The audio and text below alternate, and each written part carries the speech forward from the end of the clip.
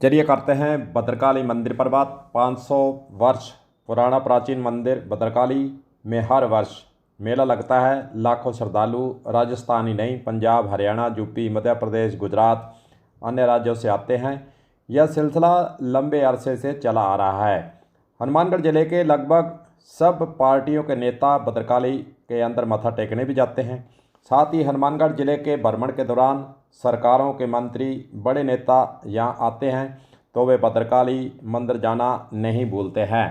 फ़र्क बस इतना है कि मंदिर के अंदर मत्था टेकने के बाद वहाँ से बिना इधर उधर कुछ देखे वह जहाँ से चले जाते हैं। आप सोच रहे होंगे कि वहाँ पर मंदिर के अंदर ही वह देखना पसंद करते हैं, मत्था टेक कर जाते हैं, तो यहाँ आने वाले का मकसद जिसे निभाते आ रहे हैं, तो भैया हम उनके आने और चुपचाप चले जाने पर सवाल क्यों थोड़ा उठा रहे हैं। जिसकी श्रद्धा है वह आता है और चला जाता है। हम धार्मिक आस्था पर सवाल करने वाले कौन होवत है?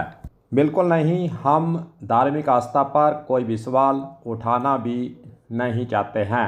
लोगों को इस मंदिर के आसपास व्यवस्थाओं को लेकर जिम्मेदारी है, जिन विभाग पर जिम्मेदारी है, जो उसे निभा नहीं रहे हैं, ये साबित हो रहे हैं। हम तो उनकी बात करना चाहते हैं। चलो पहले इस मंदिर के बारे में थोड़ा जान लेते हैं।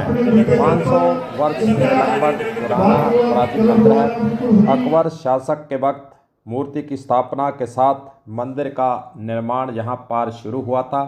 बीकानेर के महाराजा राम सिंह ने भी इस मंदिर के निर्माण में अपना योगदान दिया गया, जैसा कि पुराने इतिहास के अनुसार लिखा हुआ है। मंदिर के मुख्य भवन में मुगल कालीन वास्तुकला की झलक भी यहाँ पर देखने को मिलती है। माता भद्रकाली के साथ यहाँ पर भैरवनाथ की पूजा भी की जाती है। मंदिर का संचालन देवस्थान विभाग की ओर से अब वर्तमान समय के अंदर किया जा रहा है। इस मंदिर के आसपास के इलाके की तस्वीरें आपको इसलिए दिखा रहे हैं, उसके बाद आपको भी इसके बारे में जानकारी देंगे। आखिरकार हम तस्वीरें क्यों दिखाकर आपका ध्यान आकर्षित करना चाहते हैं, इसके बारे में इस वीडियो के अंदर ही हम चर्चा करने वाले हैं। गगन नदी के किनारे बना इस मंदिर के अंदर आस्था के मद्देनज़र फिर मंदिर के नाम से खेती लायक ज़मीन के नाम यहाँ पर लगाई गई। महाराजाओं के द्वारा उस वक्त सोचा गया कि इस मंदिर के आसपास आने वाले श्रद्धालुओं को किसी भी प्रकार की असुविधा नहीं हो, उन्हें सुविधा से वंचित नहीं रहना पड़े, यह सोचकर इस मंदिर के नाम खेती योग्य ज़मीन लगाई गई।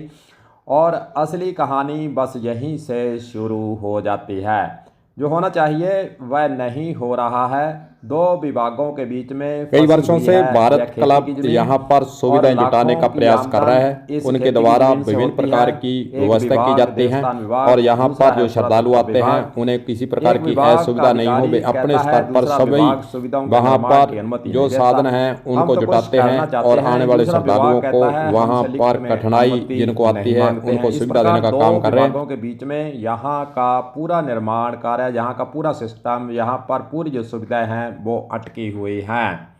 इस प्रकार के बातें हमेशा होती आई हैं। और यूँ तो जब मेला लगता है तो उससे पहले कलेक्टर की अध्यक्षता में यहाँ पर सुविधाओं को जुटाने के लिए, आने वाली समस्याओं को निपटाने के लिए, उनको दूर करने के लिए विस्तार से बैठकें होती हैं। यह सिलसिला वर्षों से चला रहा है। बैठकें यहाँ होती हैं और समस्या बताई जाती है, पर कलेक्टर आए और चले गए। किसी कलेक्टर ने जहाँ आकर नहीं देखा कि बैठक के अंदर जो कहा गया वह काम हुआ या नहीं हुआ। सदियों से यही खेला होता आ रहा है। थोड़ी बहुत व्यवस्था होती है वह इन संस्थाओं के माध्यम से होती है, बाकी सब राम भरोसे यहाँ पर वर्षों से चला आ रहा है। जो तो देवस्थान विभाग को दुकानों की जो बोली होती है मेला लगने से पहले होती है, 20 लाख के लगभग इस वर्ष भी आय हुई है। कोई इनसे पूछे कि क्या मंदिर सरकार को राजस्व कमाने के लिए थोड़े बने हैं? कमाई करें और खाओ पियो और मौज उठाओ, यही तो यहाँ पर चल रहा है। चलिए सुन लेते हैं यहाँ की संस्थाओं के द्वारा हर बैठक के अंदर क्या कहा गया और क्या सुधार हुआ कि नहीं हुआ।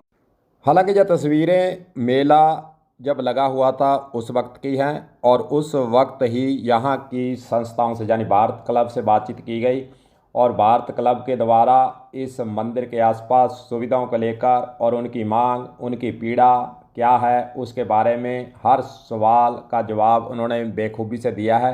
चलिए पहले वह सुन लेते हैं, फिर खबर को आगे बढ़ाएंगे।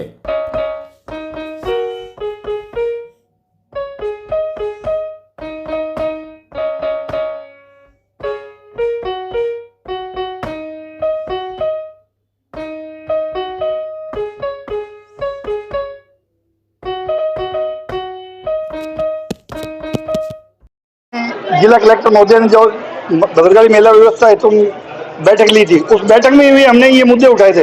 कुछ यहाँ इनका इशू था, लैंड को लेके इशू था, जैसे पुरातत्व का और देवस्थान का। वो कह रहे थे भाई हमें परमिशन नहीं दे रहे। तो हमने कहा था, कलेक्टर साहब को भी कहा कि हमें आप अंडरटेकिंग दे दे, हम एक टॉयलेट बाथरूम बढ़िया शानदार बना देंगे, एक शेड लगा दें यात्रियों की सुविधा के लिए। तो ये कि जिला स्तर पे प्रशासन द्वारा ये व्यवस्था की जाए तो बहुत ही अच्छा रहेगा। और आप लोग अगर प्रचार प्रसार इन चीज़ों को उठाओगे तो हमें बहुत ही अच्छा लग रहा है। मदन गोपाल जिंदल, अध्यक्ष बात खिलवान। दो संस्थाएं मुख्य रूप से यहाँ पर वर्षों से अपना योगदान दे रही है, सेवा करती है, श्रद्धालुओं को सुविधाएं जुटाने का प्रयास करती है और वर्षों से यही सिलसिला चल रहा है। भारत क्लब और महावीर दल, देवस्थान विभाग को इन पर भी अब तराज लगता है होने लगा है, क्योंकि मुखर होकर ये कलेक्टर की बैठकों के और लिखित के अंदर ये अपना ज्ञापन देते हैं, सुविधा बढ़ाने की मांग करते हैं। यही बात लगता है देवस्थान विभाग को अब अखरने लगी है। और क्योंकि यह जो दो संस्थाएं हैं खास रूप से सक्रिय रहती हैं मेले की अवधि में, और वैसे भी जब मेला नहीं हो तब भी सक्रिय रहती हैं। श्रद्धालुओं को किसी बात की तकलीफ़ नहीं हो, उनको सुविधा मिले, इसलिए आगे रहती हैं। और लगता यही है कि दोनों संस्थाओं के द्वारा दुखती रग पर हाथ जो डालते हैं, इसीलिए अब देवस्थान विभाग ही इन लगता है इन परेशानी में इसीलिए आई है और इनसे अब एतराज़ उनको होने लगा है। अब एक फरमान देवस्थान विभाग के द्वारा निकाला गया, मंदिर के आसपास बोली से दुकानों को आवंटित किया जाएगा और लगभग 1 वर्ष के लिए आवंटित किया जाएगा।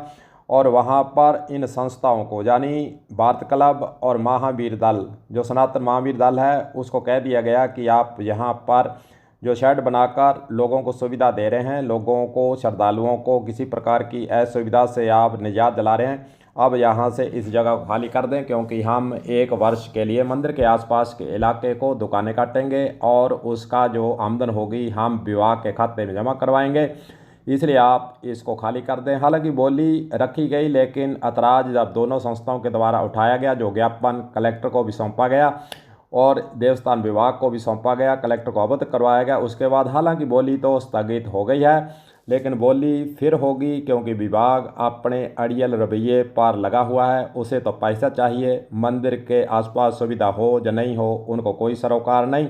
सवाल यही पैदा होता है कि लाखों रुपए की खेती की आमदन और जो मेला अवधि के अंदर लाखों की आमदन, दुकानों की आमदन, फिर उसकी सुविधाओं पर खर्च क्यों नहीं। इसीलिए तो संस्थाएं और यहाँ के लोग वर्षों से मांग करते आ रहे हैं। लेकिन राजनेताओं की बात करें, चाहे हम पार्टियों की बात करें, वे मंदिर के आसपास के इलाके को देखते तो हैं, लेकिन वहाँ पर श्रद्धालु के रूप में जाकर उसके बाद मत्था टेकने के बाद वहाँ से इतिश्री कर लेते हैं। उनकी तरफ से प्रयास जो होने चाहिए, मिलजुल कर सभी पार्टियों को इस मुद्दे को उठाना चाहिए और इस मुद्दे के तहत जो देवस्थान विभाग और पुरातत्व विभाग के आपसी जो खींचातान है और आपसी भूमि के सीमाकरण जो मामला है, प्रशासन को और यहाँ के नेताओं को, पार्टियों को, संस्थाओं को, सभी को मिलकर इस पर काम करने की आवश्यकता है। और जो निर्माण कार्य की अनुमति पुरातत्व विभाग देवस्थान विभाग को नहीं दे रहा है या नहीं दे रहा है तो क्यों नहीं दे रहा है, उसके तय तक जाने की आवश्यकता है। और यहाँ पर जो ज़मीन है वह भी कोई 1-2 बिघे नहीं, 5, 6, 7 पता नहीं कितने मरबे हैं, इसका सीमाकरण होगा जब भी पता लगेगा।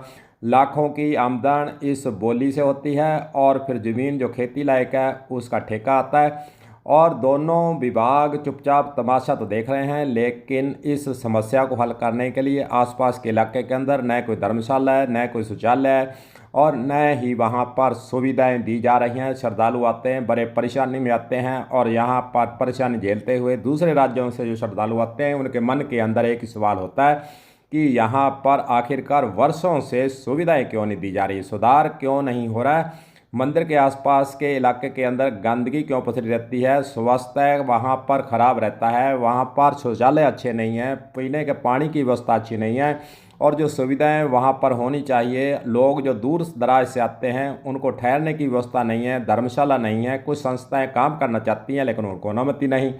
इसलिए सब लोगों को मिलजुल कर काम करने की आवश्यकता है और इसीलिए हम वीडियो बना रहे हैं। जागरूक, हमारा काम जागरूक करने हैं, किसी पर कटाक्ष या किसी की बुराई करना नहीं। हमारा मकसद है सिर्फ यहाँ पर सुधार हो। जब लाखों की आमदन खेती योग्य भूमि की आमदन, तो फिर वहाँ पर सुविधाएं क्यों नहीं? हमें भी यही पीड़ा है, इसलिए हम लोगों को यह जागरूक करने का काम कर रहे हैं। देखते हैं आगे क्या होता है। कलम न्यूज़ के लिए गुरदेव सिंह सैनी की हनुमानगढ़ से खास रिपोर्ट।